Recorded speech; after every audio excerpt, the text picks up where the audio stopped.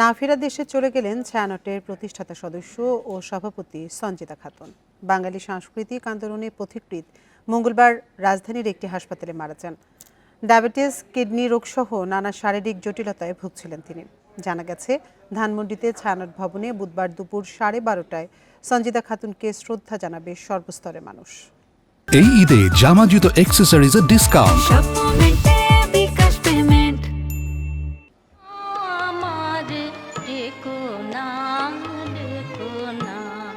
চিরতরে থেমে গেলেন রবীন্দ্রসঙ্গীত শিল্পী সঞ্জিদা খাতুন। একাধারে ছিলেন লেখক, গবেষক ও সংগঠক।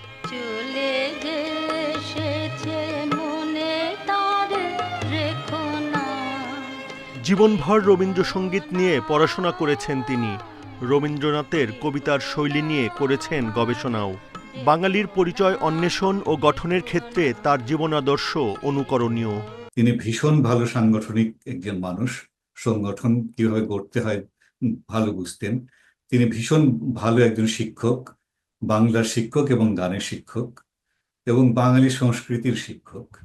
এবং তিনি ভীষণ রকমের সুন্দর, মানে সাংঘাতিক রকমের ভালো একজন শিল্পী।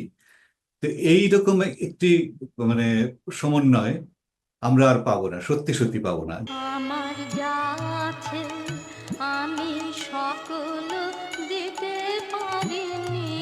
সাহিত্য সংস্কৃতি উদযাপনে ছায়ানট গঠনে রেখেছেন গুরুত্বপূর্ণ ভূমিকা। সাম্প্রদায়িকতার বিষবাষ্পকে পরাহত করে সম্প্রীতি গড়ে তোলার লড়াই করেছেন। ছায়ানট একটি অসাম্প্রদায়িক শক্তির একটি প্রতীক। ছায়ানট বাঙালি সংস্কৃতির চর্চার একটি প্রতীক। প্রথমত আমরা বাঙালি, আমরা এই বাংলার মানুষ। তো সেখানে হিন্দু, বৌদ্ধ, খ্রিস্টান, মুসলিম সবাই মিলে একসঙ্গে যাতে সুন্দর একটি দেশ গড়তে পারি, সেই শিক্ষাটা ওনাদের কাছে আমরা পেয়েছি। দেশ বিদেশের সম্মান কুড়িয়েছেন সঞ্জিদা খাতুন। পেয়েছেন 21 পদক এবং বাংলা একাডেমি সাহিত্য পুরস্কার। বিশ্বভারতী তাকে দেশিকোত্তম সম্মানে সম্মানিত করে। 2021 সালে ভারত সরকার তাকে পদ্মশ্রী স্বীকৃতি দেন।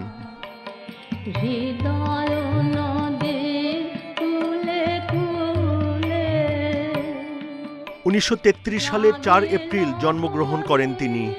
ঢাকা বিশ্ববিদ্যালয়ের পরিসংখ্যান বিভাগের প্রতিষ্ঠাতা ছিলেন সঞ্জিদা খাতুন। Buddhadeb Kundu, independent news, Dhaka.